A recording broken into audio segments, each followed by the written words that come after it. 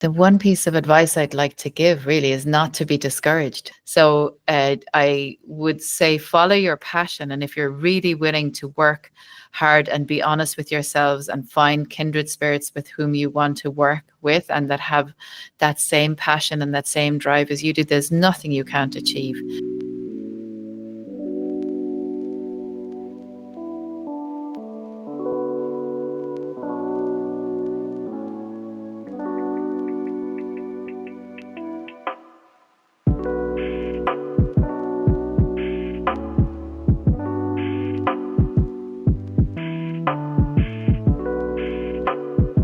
As a film fan, the animation medium is an interesting aspect of film to examine closely. Over the years, it's garnered more respect outside of the narrow viewpoint many have of it being a genre just for kids, and people have begun to see the true artistry behind some of these films. This is due in part to the hard work and dedication of independent animation studios, such as Cartoon Saloon based in Kilkenny, Ireland. With a fantastic output of films, including Wolfwalkers, which I previously covered in a video essay a few months prior, it's a studio that puts so much dedication and love for the art form in every project they do, which in turn helps them achieve true mastery within the medium. I wanted to examine more about the studio's illustrious history and into their filmography specifically, to truly find out what makes a Cartoon Saloon film stand out, which is why I got the absolute honor and privilege of sitting down with Nora Twomey, who is one of the founders of Cartoon Saloon and is an Academy Award nominated filmmaker behind The Breadwinner, The Secret of Kells, and My Father's Dragon, which are all fantastic films from the studio's output. It was an involved and complex discussion about the animated medium and about her experience within the art form over the 25 years she's been active inside of it, which is why I'm so grateful to the team at Cartoon Saloon for making this interview happen.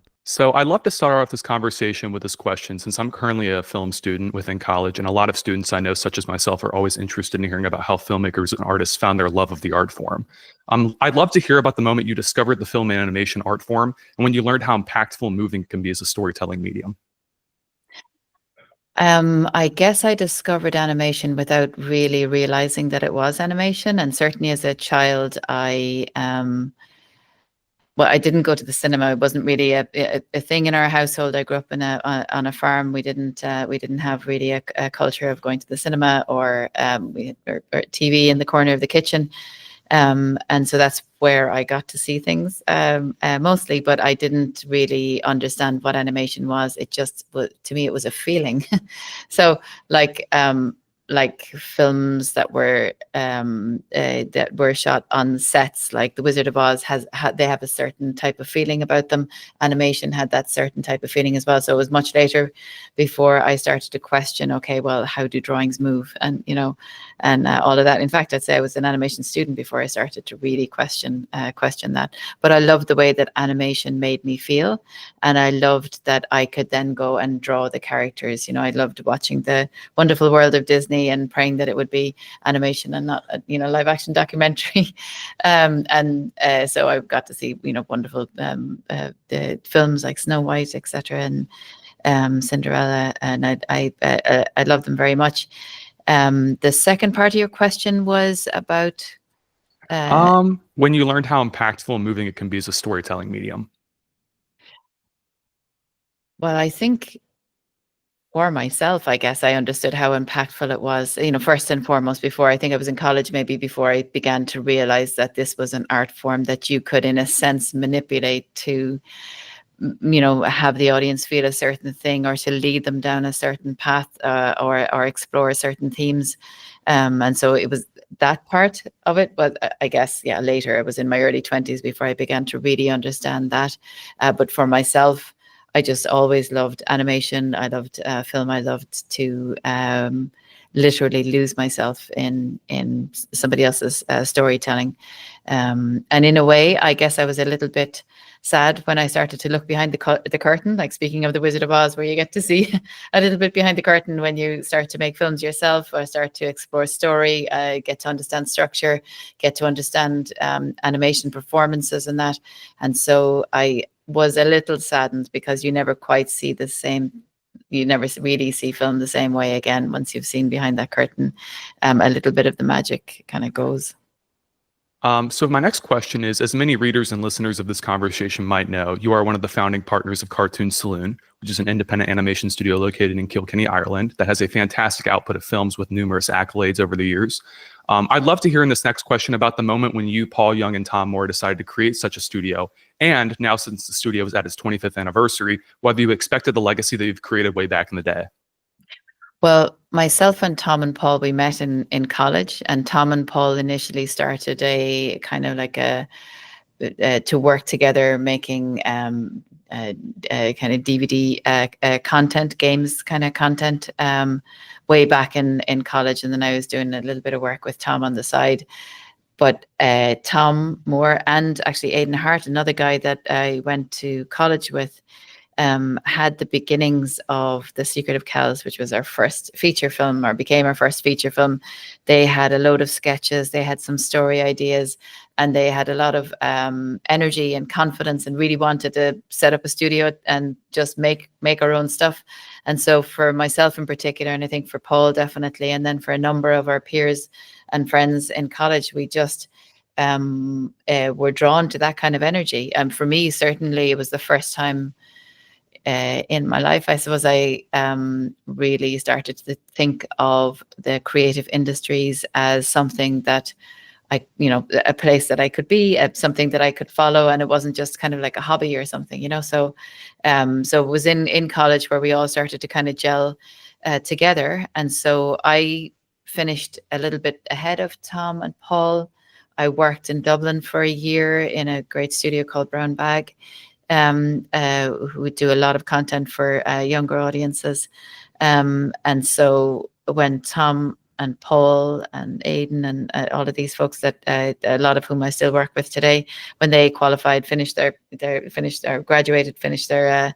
course and came down to Kilkenny, that's when we really started to try and work together as a studio. And it was very different for us, having been a bunch of friends, and I think there was about 12 or 13 of us initially, having just, been a bunch of friends, then to try and organize ourselves into, okay, who's going to produce? What does it mean to produce? Who's going to direct? What does that mean? Who's going to buy the coffee? Who's going to, all of this kind of stuff. We were trying to organize ourselves and find out where our natural interests were, what we were good at, what we weren't so good at, and then how to kind of fit together like a jigsaw. And so the first couple of years were real trial and error, and we made lots of errors, but we had so much energy. I think we just did whatever it took to keep the lights on and to keep the place going. I would love for the next question to talk about one major theme that I feel runs throughout your filmography of Cartoon Saloon, particularly within the Irish folklore trilogy, which is the key theme that I feel makes up the bulk of the emotional and thematic complexity of these films, which is the idea that losing your culture means losing a part of yourself. I mean, we see this exemplified within many of the films of the studio, as in The Secret of Kells, Brennan is often scolded by the abbot for seeking adventure and wanting to work on the manuscript, even though it's what his heart desires. In Song of the Sea, we see Saoirse grow ill as she spends time away from her selkie coat in the sea itself. In Wolfwalkers, we see the imprisonment of spirit that Robin experiences as she yearns to experience life outside of the walls. And even to some extent outside of the folklore trilogy, as in The Breadwinner, we see Parvana, who's content to help her family in this way, but we see the emotional toll this has on her and the secret has on her throughout the film. I'd love to hear about what this theme and message such as this means to you, not just as someone who comes from Irish heritage who tells these stories so deeply rooted within Celtic myth and legend, but also as an artist and filmmaker creating these unique and powerful stories within the studio. Wow, that's such an interesting question and such an in-depth question. You know what? Culture is extremely important to us. We're steeped in it from, the moment that we start in school, and somewhat before that, or sometimes before that. Like my mother spoke Irish, she spoke Gaelic. And so that was a big part of our household growing up. I know for Tom and Ross Stewart, the art director of The Secret of Kells and co-director of Wolfwalkers, he plays the tin whistle, an Irish traditional musical instrument, and is hugely interested in Irish culture. But I think, it's not just preserving the culture for us. And what's interesting about Wolfwalkers in particular, Robin is not Irish. She's a young girl from England who comes to Ireland and begins to kind of understand what's within those walls and what's outside those walls, and understand nature and what's worth preserving in nature and cherishing. But she's also open to new things and exploring new things. And I think that's something that's interesting for us all, even with Kells, with Brother Aidan coming into that abbey from outside and bringing influences from around the world, and the Book of Kells itself, and the influences that are apparent within that very beautiful art or craft work, where you can see all the influences from around the world. It's that mixing of cultures is really interesting, and I think it's great to celebrate culture, but not close it down or mummify it. I think for us, it's very much the celebration of opening that up, and is really important. And I think our work going forward, I think that's going to become even more important, really. And so, it's interesting too, because I think even where the studio is based here in Kilkenny, so we're English speaking for the last 100 years or so in Ireland. We're on the edge of Europe. So we look towards Europe, we look towards the UK, but we also look towards the States. I grew up watching American content, like I said, the Disney films, shows like MacGyver and, Charlie's Angels, all this kind of stuff. And when I played in an American accent, because I thought that's how, that's, if you're make believe, then you do it in an American accent, because that's where all the stories seem to come from. And so we have a foot in both kind of cultures, and our own then as well, which is very, very old and very, we come from a tradition of storytellers. Irish people like to talk and they like to tell stories. And so all of that, I guess, is really interesting. And for us as a studio starting up, our first impulse was to try to be, we were wondering, should we try and be Pixar Light or something like that? Should we try and, make the kind of things that people were wanting to go and see? And it was one of our first co-producers, Didier Brunner from Les Amateurs, who was the first to really try and encourage us to just be ourselves and to not look too much outside of ourselves at what we consider, success, to try and chase that, but to really look within ourselves. And so he's the one who kind of talked to us about finding the type of design that worked with our skill set, considering that we were going to be working with animators who were classically trained, who knew how to animate for, like the Glen Keane kind of classical, type of animation. But we were also going to be working with Eastern European animators who had a very different tradition of animation, even a different understanding of what in-betweens and breakdowns were, and squash and stretch and all of those kind of things.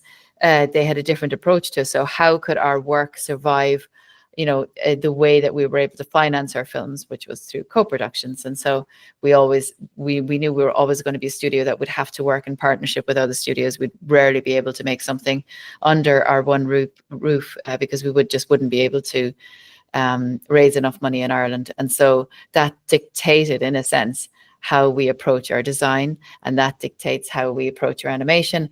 And then the stories that we were trying to tell were really stories that just appeal to ourselves. As we have similar sensibilities, myself and Tom and Paul. We have different strengths and different abilities, but our sensibility is quite similar. And so if Tom is very passionate about something, it's easy for me to be very passionate about it too, and vice versa. And so what we really wanted to do from the very get-go is always be telling stories that have an emotional impact for ourselves. So for me, with The Breadwinner, it was really important to try and tell a story that was from a female perspective, but was telling a very complicated story that had a lot of compassion at its heart. And for Tom, stories like Song of the Sea, for example, it was very much his own personal story of trying to accept his younger sister, when she came along.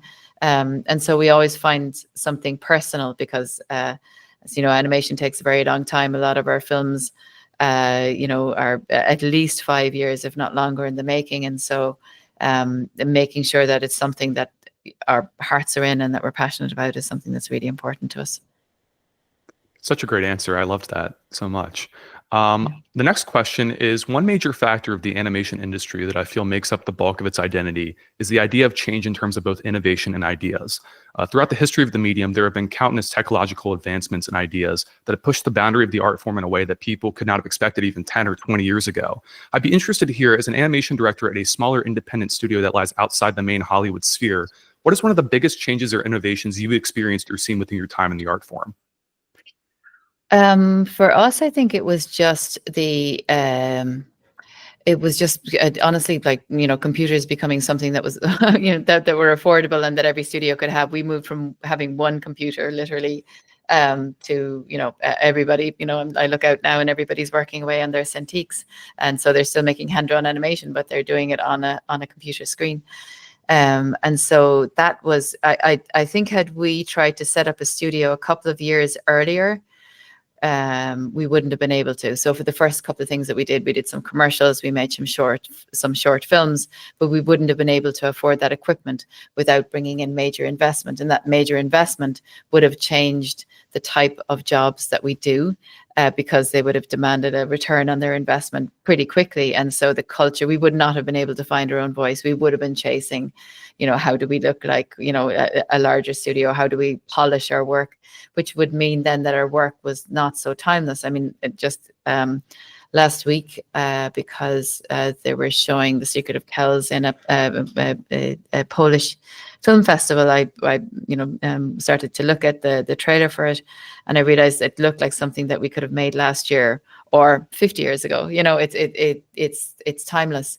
Whereas some of the films that were made that same year are started in 3D, where it's starting to look a little dated because the shading technology, rendering, etc., was not as advanced as it is now. So things don't date, I guess, if you look to really try to make sure that your work has the hands of artists, like on the screen, that you can see those brush strokes or those pencil strokes on the screen. And so that's something that we tend to continue to look at and look for.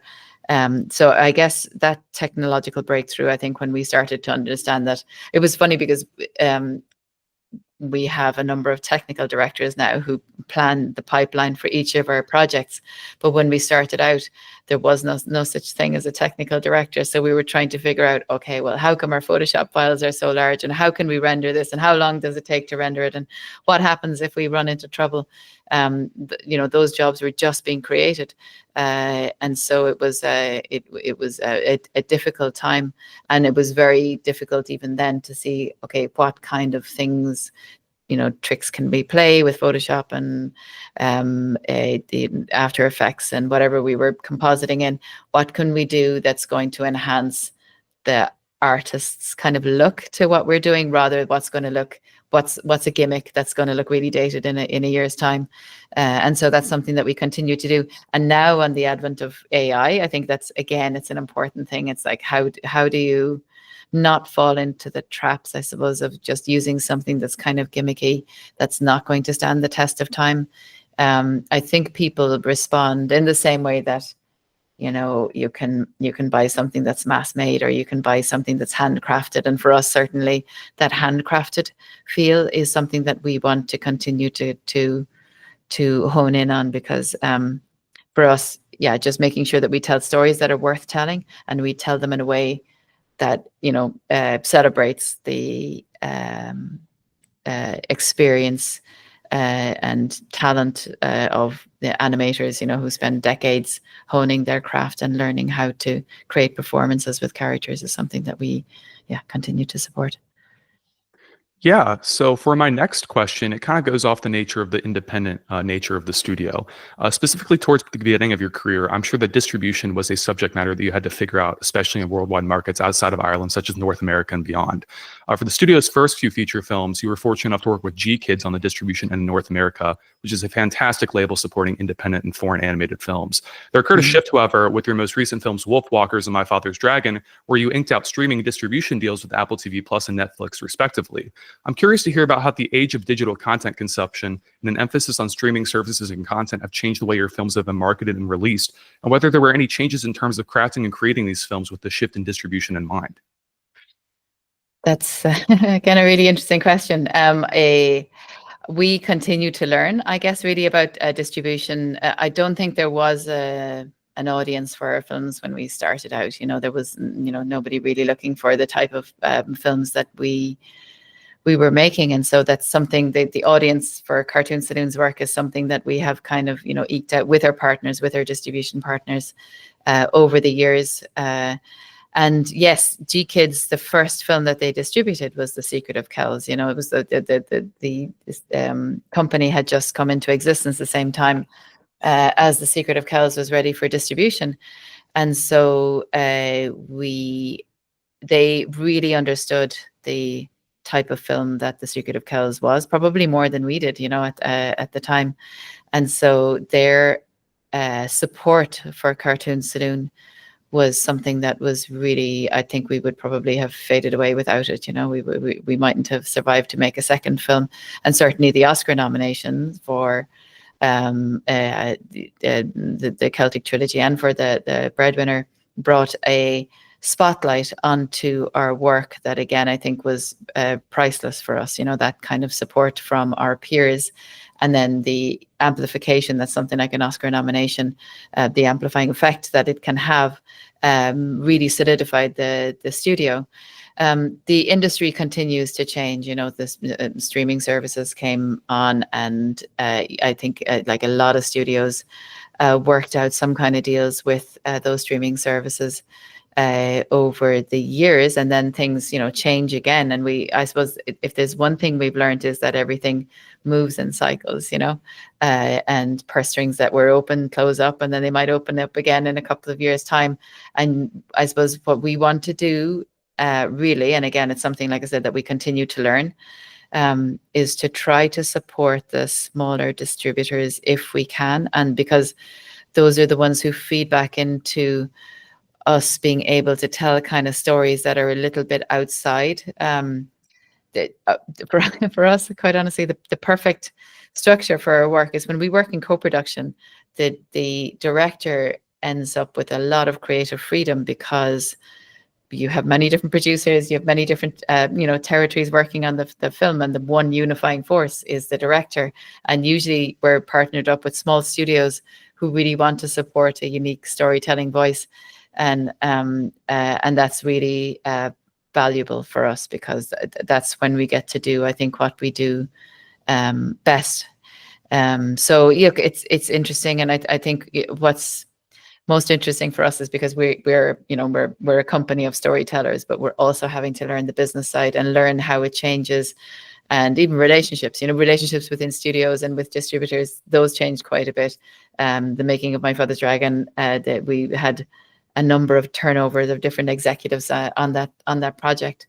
And so, it was an interesting and a whole new kind of experience for us.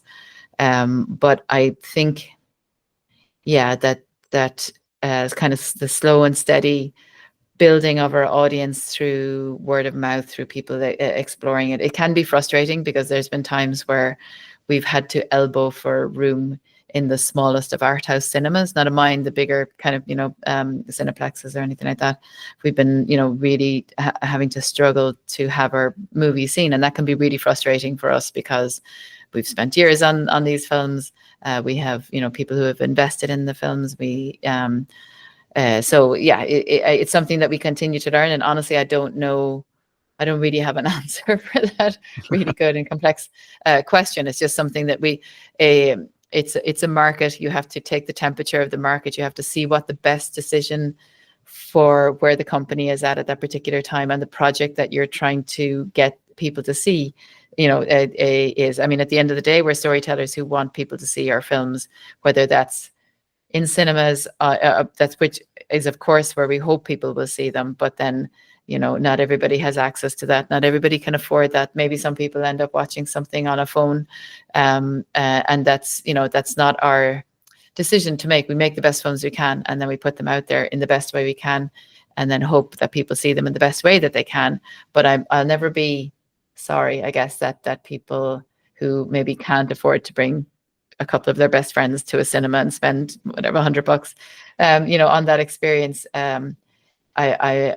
I'm really happy that the films are also available to people who can't afford that, Right. It's important. Absolutely. Now, for my next question, two of your feature films you directed, The Breadwinner and My Father's Dragon, stand apart from the rest of the filmography of the studio because they are based off of existing novels, with The Breadwinner existing as a novel written by Deborah Ellis and My Father's Dragon being adapted from a novel written by Ruth Stiles Gannett. We live in a time in which countless novels are adapted to live-action film every year, yet also we see this sometimes within the animation medium as well. What was it about these novels in particular that made you realize that when you read them that animation was the perfect art form to best exemplify the strength of these stories? Well, certainly for The Breadwinner, that story in particular, and it's something that again has become very relevant in the last number of years, the last couple of years with the Taliban taking over Afghanistan again. It's become more relevant. There's something about that story, and because it's a child protagonist, animation lets audiences in that little bit more, I think, than live action. I think that people might move away emotionally to protect themselves if it was live action. And indeed, there is very similar kind of story called Osama, which is a live action film that was shot a number of years before the Breadwinner animated feature. But I think after Deborah first published her novel. And that's an absolutely heartbreaking story. And I watched a number of live action films exploring very similar subject matter at the time when we were just starting to think about The Breadwinner. But I think because it appeals to slightly younger audiences, but then reaches into all kind of age groups, I felt it was a really good medium. And there's a slowness, honestly, to the production of animation. So it's not like a 16-month endeavor or anything like that. It's going to take you several years. And there's a crafting of an animatic. So the storyboard is edited and re-edited and it with animation. And that meant that we were able to involve a lot of Afghan people in that process to try and help hone the story so that it was relevant. It was a considered telling of the story, and it wasn't just coming from one, because Afghanistan itself has many different cultural and religious perspectives within its borders. So we wanted to make sure that it was, I suppose, as specific, but then also as universal a story as we could tell. And so, animation is just you see it with. And it doesn't need to be 2D. Like Anomalisa is a film that I really love, and I just think that story is just so out there. I can't imagine it being told any other way. Grave of the Fireflies, again, which is a film which again deals with very heavy subject matter. I don't think that would be watchable, really. In that it would be just too much. It would be just emotionally too much for me, anyway. Certainly to watch it in live action, and so and adapting Deborah's book that way. I think she had thought of it as an animated feature, and I think our Canadian co-producers had initially thought about it as a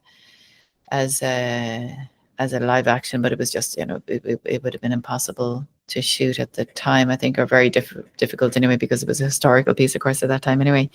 And then with My Father's Dragon, why animation? It's just, again, such a fantastical story, and it's so, in ways, whimsical, but then there's a depth to it. And in Ruth's book, there are such interesting passages in that book and such interesting paragraphs, even where the first couple of pages, it's so obvious that there's something going on in Elmer's life that he's not privy to, that he doesn't know about. His mother is really angry with him for giving a saucer of milk to a cat. And why would that be, except that, are they suffering from scarcity, and so that I think animation allows you to tell stories in a very layered way, where young children can watch it and take it as they want to take it and take from it what they want to take from it. And then also older audiences can see something else. And again, the slowness of the process allows you as a filmmaker to kind of layer in these things in a way that doesn't talk over anybody's head, but, and doesn't talk down to people at the same time. I remember with Song of the Sea, when we were working on the kind of story of that, and it's a story of loss, and it's not something where everybody gets everything at the end. There's loss, there's sacrifice, and it means something, and that makes it all the more powerful. I remember thinking about, God, is this going to be okay for younger audiences? But again, they connect with what they want to connect with. And the same with Kells. I mean, that's a really tragic story, but because of characters like Aisling, for example, younger audiences tend to latch onto those characters, and then when they're a bit older, they're able to take on board some of the kind of harder realities that are explored in those films. Yeah, so I wanted to delve into The Breadwinner specifically, where you and your team expertly use the medium of animation throughout to tell a complex, emotionally resonant, and often deeply affecting story. Within the film, there becomes apparent throughout the runtime two distinct animation styles that are employed throughout the film to great effect. As we follow Parvana and her story, the film takes on a more traditional 2D animation style, while in the sequences in which Parvana tells the story of the Elephant King, the film takes on a style akin to stop motion with felt or paper puppets, in which we see the hinges within the character design to suggest movement and see depth in terms of the character standing with the shadow against the background. Now the animation seems to take on layers. I'm curious to hear about the artistic choice made in terms of employing and using this style to convey these unique storytelling moments throughout, and how on a craft and thematic level you felt it was the best choice to exemplify and showcase these moments. That's an interesting question, because the story within the story was always there, but it was only when we got into storyboard and animatic that we kind of figured out exactly what that story within the story needed to be about. And so Deborah had written the first draft of the screenplay, where the story within the story was quite it was just an escape for Parvana and for Shazia, her friend. It was just something where they could just escape in their minds and have fun. And so it was with the screenplay as well. It was something where it was just a release. But the more stories that we heard during the when we were in the storyboard phase, the more that was shared about people's actual lived experience in Afghanistan, and things that had happened, and sometimes the cheapness of life, depending on what time of conflict that was going on. We wanted to show something that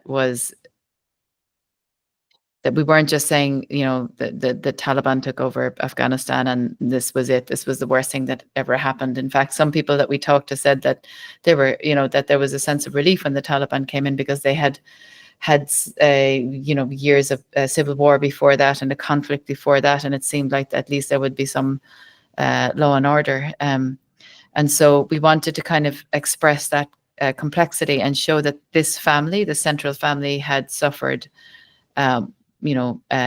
before the Taliban era, that there was more loss that they had suffered, and also I suppose the idea of Parvana just initially telling that story in order to quiet her younger brother, and then the story gathering momentum and more depth and becoming more about I suppose the healing power of story, even within her own life, it giving voice to something that maybe the family didn't mention because it was too painful or because there was no answer to it.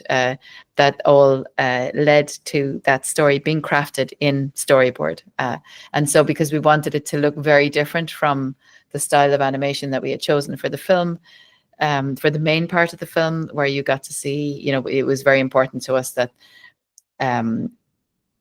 in scenes where it looked like Parvana was very still, for example, that you got to really read what was behind her eyes, what she was thinking, even in her stillness. There was a subtlety that was allowed in that classical, hand-drawn type of animation.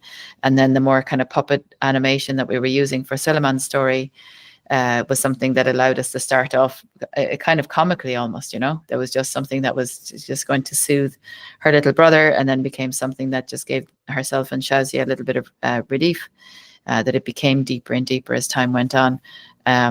And we weren't sure how to tell it, because we realized after a while, of course, that by telling something in a very flat style, you really don't have 3D space to play with. And so that really dictated how our storyboarding choices and our editing choices. And so it was something that we discovered quite instinctually. It wasn't really an intellectual decision. It was something that was quite instinctual and emotional from a decision-making perspective, that we did in response to stories that were being shared with us by Afghan people during the storyboarding process. Yeah, and I feel that another important aspect within the filmography of the studio is how important and central the relationships between characters are in anchoring the story. In particular, many of the films within the studio's lineup feature complex parent-child relationships that make up the bulk of the dramatic and thematic content of these stories. In Song of the Sea, we see the familial drama between Ben and Saoirse, as well as their father, and about how grief both hurts and heals them. In Wolfwalkers, we see the relationship between Bill and Robin and how they both want to help each other, but let their fear get in the way. In The Breadwinner, we see the emotional relationship between Parvana and her family, and about how, through difficult times and struggle, they remain together and grounded in each other's company. And in My Father's Dragon, the relationship between Elmer and his mother makes up the bulk of the emotional complexity of the film, as Elmer really wants his mother's shop to succeed at any cost, but her dream is slowly fading away. Throughout all these films, these complex relationships are portrayed by nuanced and complex characters who are deeply set with numerous positive traits as well as flaws, so that audiences can empathize with and feel for the situation on both sides, which helps for further emotional engagement from a cinematic standpoint. When examining this running theme throughout the studio's filmography, how do you go about portraying these complex and grounded relationships in a way that feels natural and nuanced within the overall plot of the film? And how do you go about portraying these deeply flawed yet still lovable characters in a way that doesn't feel too overt or surface level in terms of execution? Yeah, I think, and again, the writers are really, and very much handpicked, with My Father's Dragon, of course. Meg LaFauve is such an incredible storyteller with so much experience, but she's also like a therapist. Actually, she came, when she came to work with us here for a while, she worked with a lot of our crew who wanted to just tell stories themselves, wanted to make their own short films, and she was so helpful to them, not just when talking about their films, but their approach to their own storytelling, and how they deal with any of their demons that are affecting how or whether they tell their stories or not. All of our stories are coming of age stories, I guess, in some way, shape, or form. They all center around young characters who are stepping over a threshold, who can never see life the same way again once they do cross over. A lot of time they're crossing over with a lot of reluctance and not understanding what's going on for them, and whatever it is that they want, they never really get. But they get something that's more meaningful, and it means, I suppose, that they are more mature at the end of the day. So there's a loss of innocence, I guess, in all of our stories, and that's something that we what's really important, I think, and I very much see this with Tom and Ross as well, is that the cost of things. I think none of us really like stories where characters get everything at the end, or it looks like they make a big sacrifice, but hey, guess what? That person is actually alive at the end, or and you get to be rich as well, or something like that. We're not interested in those stories because we see what's down the tracks, I guess, for the next generation, which is, we, in ways, my generation and the generation that came before us, we've messed things up a lot in terms of, climate, in terms of being able to use the resources that we have to try and bring some kind of peace and stability around the world. We haven't been doing that. We've just been consuming as much as we can, and so as storytellers and filmmakers, I suppose we have a sense of responsibility to try to tell stories that have a bit more complexity to them. They're not just escapism.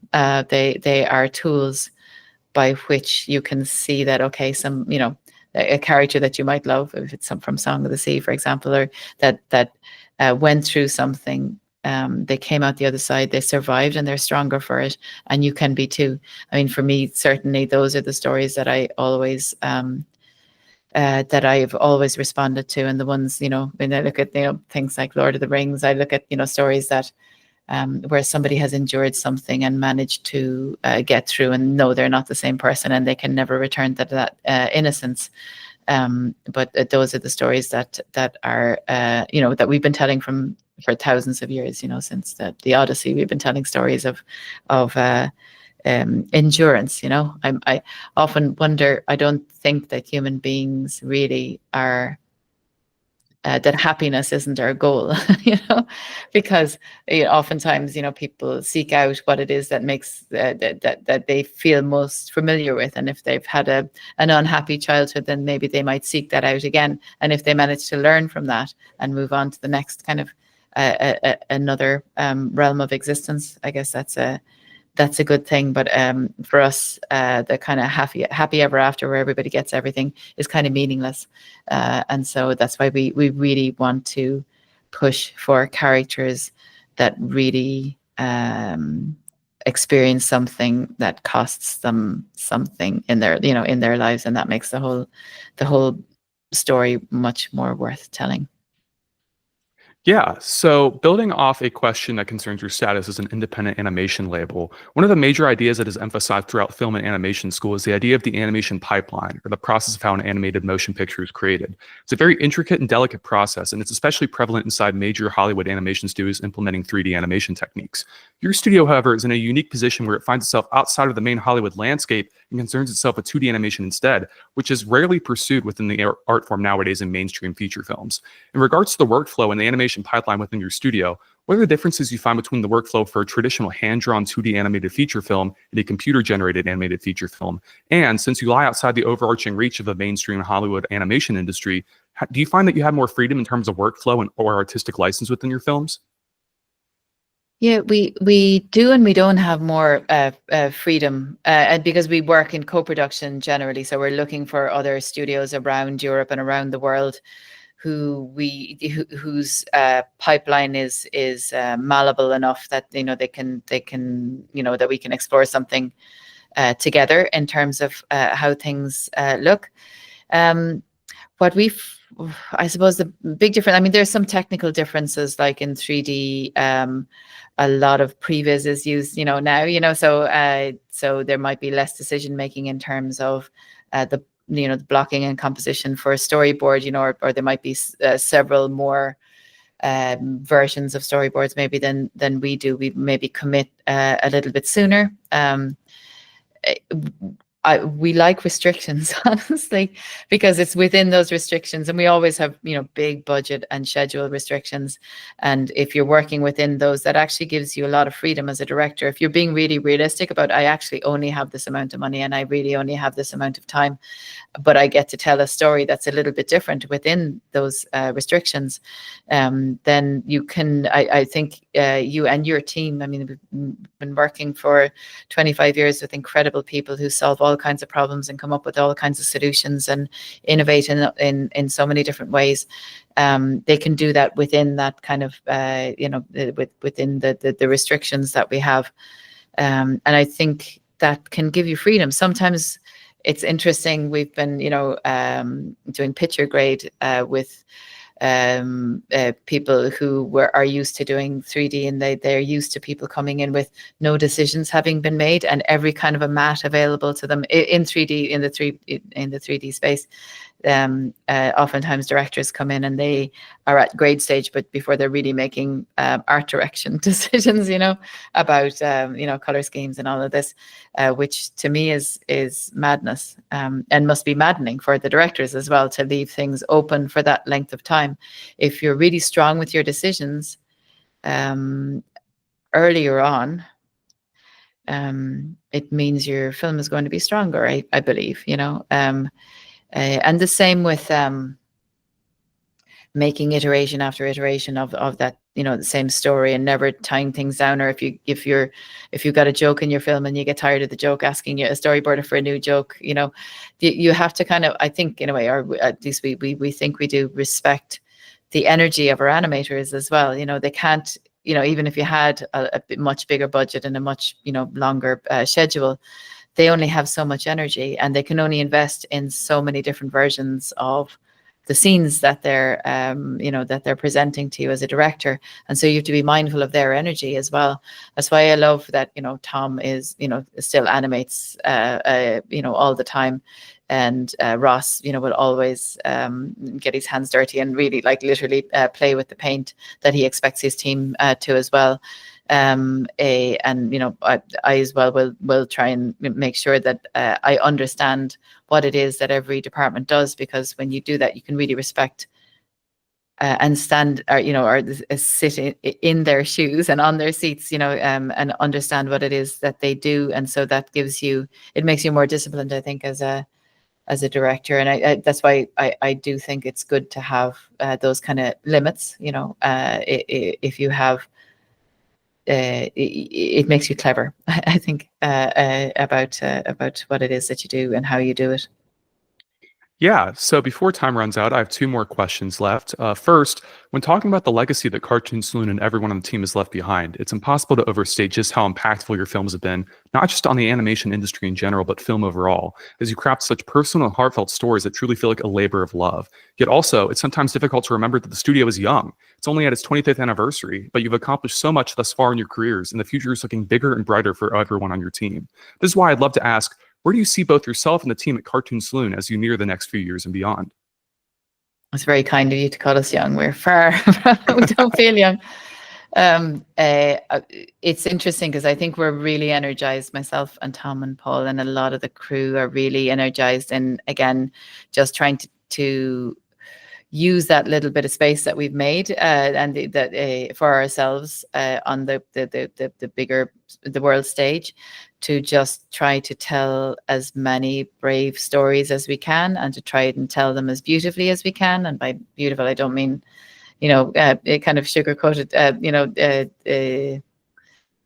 design or anything like that. I think we like to, we just like to bring as much artistry to the screen as we can, to really celebrate what the human hand can do. I think that's really important to us. And again, I don't know what the future brings. I don't think anybody really does, especially over the next couple of years. And considering the industry has had such a tough couple of years, we are absolutely privileged to still be standing and to still be here and to still get to tell the stories that we want to tell. We have a film called Julian by a director, Louise Bagnall, who was Oscar nominated for a short film, Late Afternoon. She's in the middle of production as we speak, and she's doing an amazing job telling a really heartfelt story about a boy who's just different and a little understood by his grandmother. And it's such a beautiful, gentle, celebratory story. It's just really something I'm very proud that we are making, really happy that we're making. And I know Tom has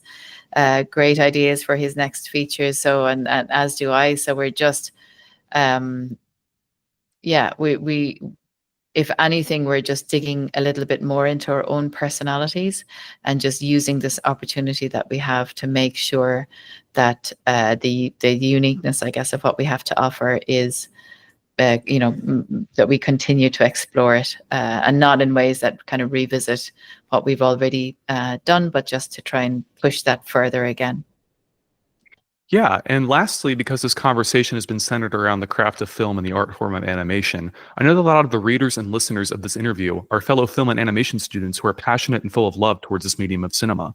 This is why I'd love to finish off this conversation by asking you for one piece of advice that you'd like to pass on to the next generation of budding artists, filmmakers, and animators who are seeking to make a difference and an impact within the art form in the next few years.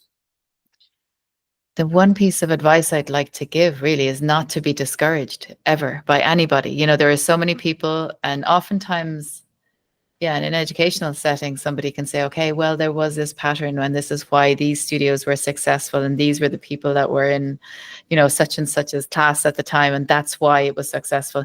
You just never know. It's easy to see a pattern when you look back at something.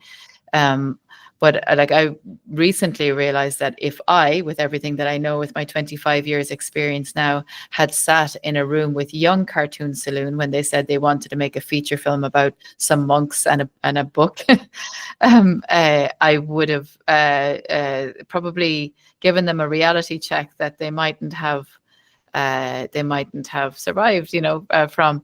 So I would say follow your passion. And if you're really willing to work hard and be honest with yourselves and find kindred spirits with whom you want to work with and that have that same passion and that same drive as you do, there's nothing you can't achieve, especially now when, we have so many opportunities. If there's something you don't know about a software, you can find out really quickly. If there's something that you want to change in a software, there's something you can do really quickly. If you want to make something with pencil shavings, you can go and do that. If you want to create an audience for yourself, you can do that.